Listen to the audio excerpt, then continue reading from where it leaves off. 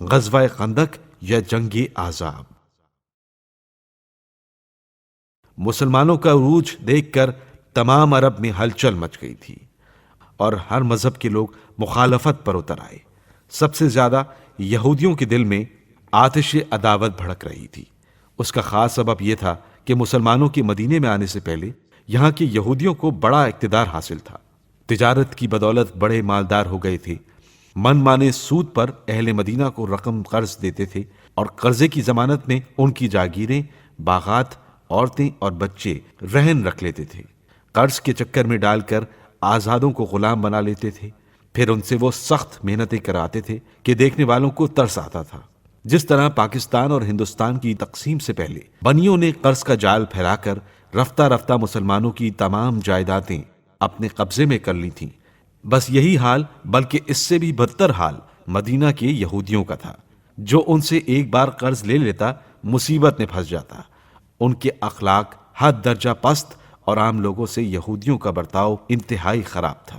مدینہ میں مسلمانوں کا اقتدار آتے ہی اہل مدینہ کی حالت کچھ اور ہی ہو گئی تھی۔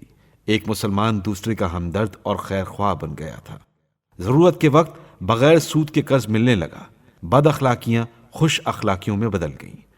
یہودیوں سے میل جول اور لین دین انہوں نے ترک کر دیا۔ اب ان کو یہ دھڑکا ہوا کہ ان مسلمانوں کی وجہ سے ہمارا پہلے جیسا اثر اور اقتدار باقی نہیں رہ سکے گا۔ یہ خاص سبب تھا کہ قریش کی طرح وہ بھی مسلمانوں کی جان و مال اور آبرو کے دشمن بن گئے۔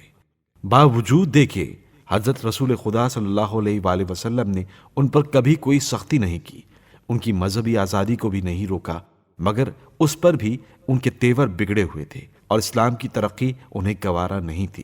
پہلے تو ان کا خیال تھا کہ قریش خود ہی مسلمانوں کو تباہ و برباد کر دیں گے، ہمیں ان سے مقابلہ کرنے کی ضرورت ہی پیش نہیں آئے گی۔ لیکن احد کی لڑائی کے بعد جب انہیں معلوم ہوا کہ مسلمانوں کے مقابل قریش کی قوت ٹوٹ گئی تو عداوت کی آگ جو برسوں سے دلوں میں سلگ رہی تھی یکا یک بھڑک اٹھی۔ کھلم کھلا مخالفت پر اتر آئے۔ عداوت اپنے اظہار کے لیے بہانہ ڈھونڈا کرتی ہے اور زمانہ آسانی سے اس کے لیے سامان فراہم کرتا ہے۔